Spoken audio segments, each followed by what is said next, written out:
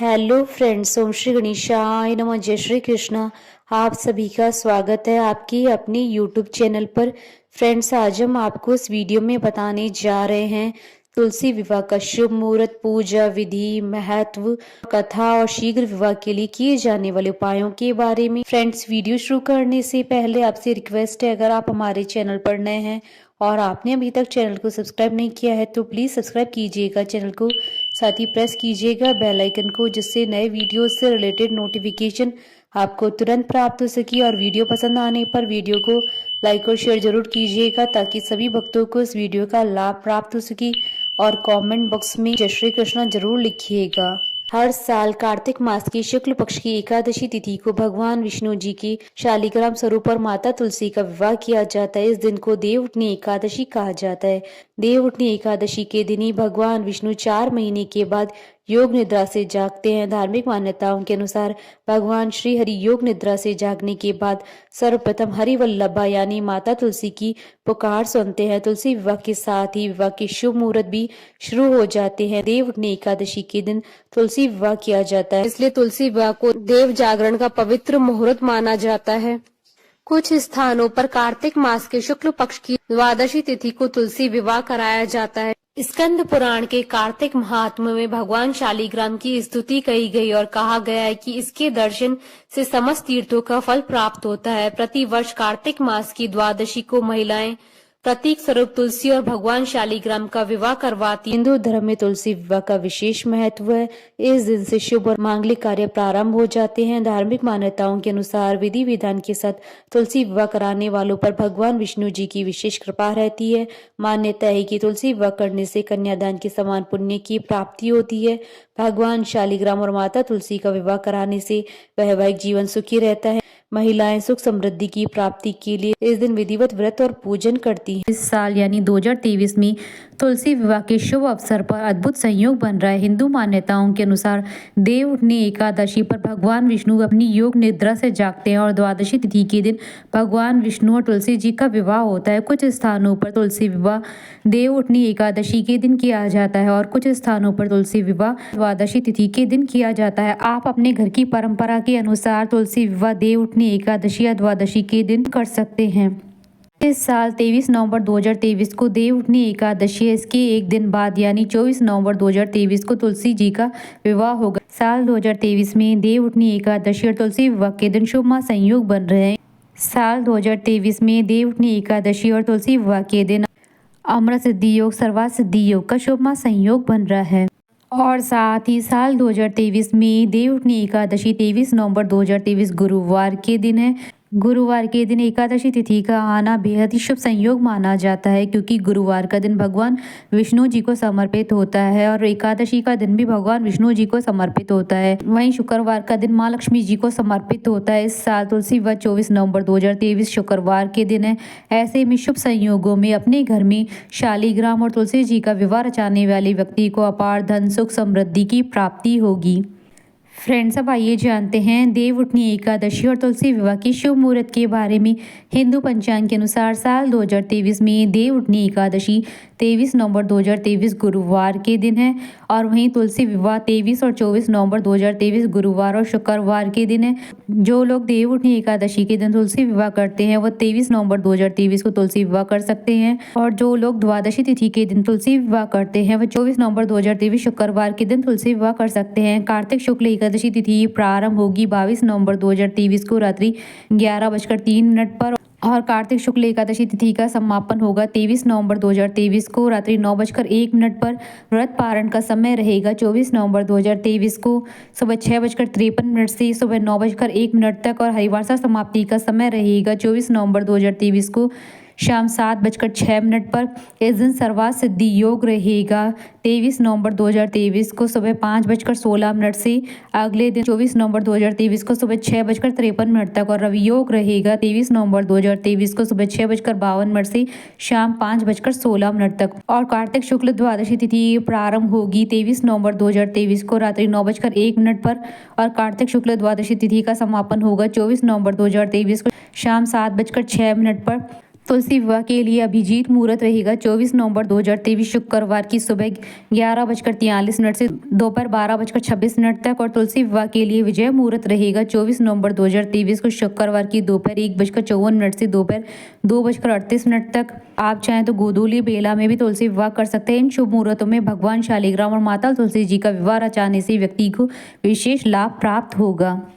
और इस दिन सर्वार्थ सिद्धि योग पूरे दिन ही रहेगा और अमृत सिद्धि योग सुबह 6:53 से शाम 4:01 तक रहेगा। फ्रेंड्स, अब आइए जानते हैं तुलसी विवाह की विधि के बारे में। तुलसी विवाह के दिन सूर्योदय से पहले उठकर स्नान करना चाहिए और साफ वस्त्र धारण करने चाहिए। इसके बाद तुलसी जी को लाल रंग की चुनरी चढ़ाएं और श्रृंगार की वस्तुएं अर्पित करें। यह सभी चीजें अर्पित करने के बाद शालिग्राम जी को तुलसी के पौधे में स्थापित करें।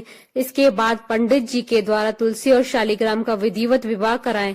तुलसी विवाह के समय पुरुष को शालिग्राम और स्त्री को तुलसी जी को हाथ में लेकर 7 फेरे कराने चाहिए और विवाह संपन्न होने के बाद तुलसी जी की आरती करें। तुलसी विवाह घर में कराने की सरल विधि।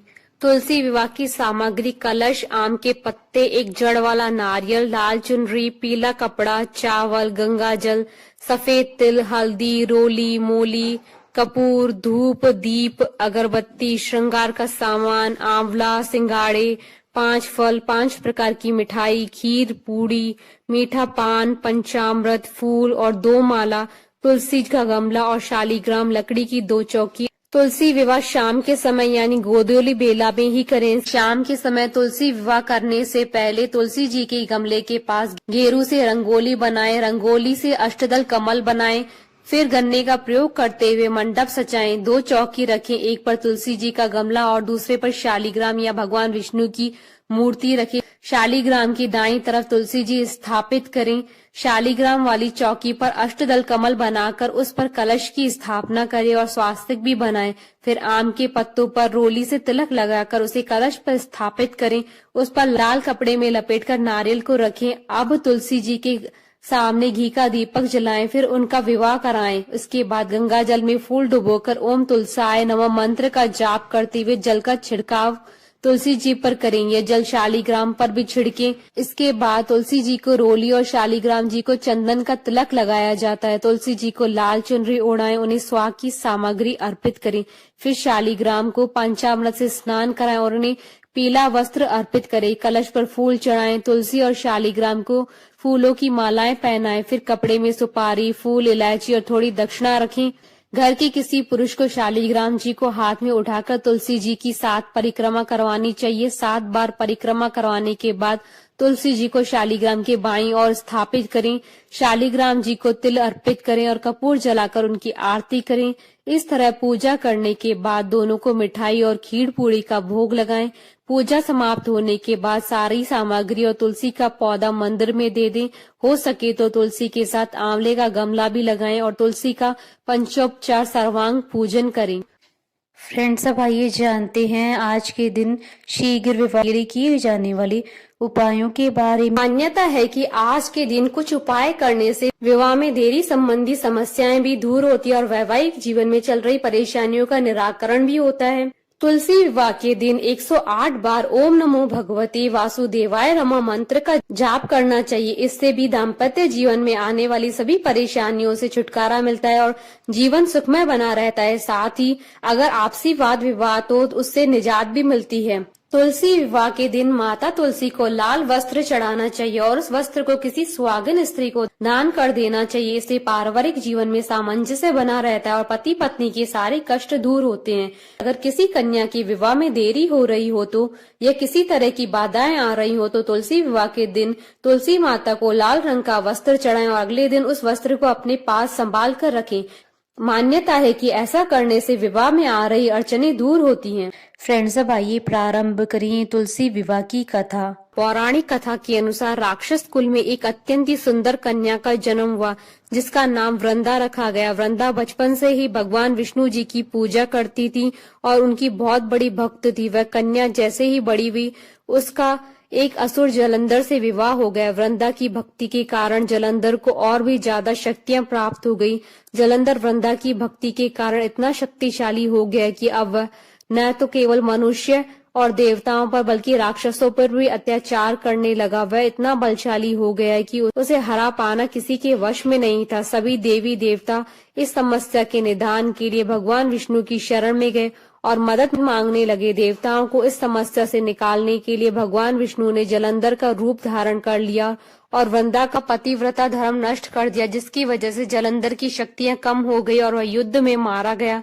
जिसके बाद वृंदा ने भगवान विष्णु को इस छल के कारण उन्हें पत्थर हो जाने का श्राप दे दिया। जिसके बाद सभी देवी देवताओं ने वृंदा से अपना श्राप वापस लेने का आग्रह किया। वृंदा ने अपना श्राप तो वापस ले लिया, लेकिन खुद को अग्नि में भस्म कर लिया। भगवान विष्णु ने वृंदा की राख से एक पौधा लगाया और उसे तुलसी नाम दे दिया और यह भी कहा कि मेरी पूजा के साथ पृथ्वी के अंत तक तुलसी जी की भी पूजा होगी। बोलिए भगवान विष्णु जी की जय, सनातन धर्म की जय।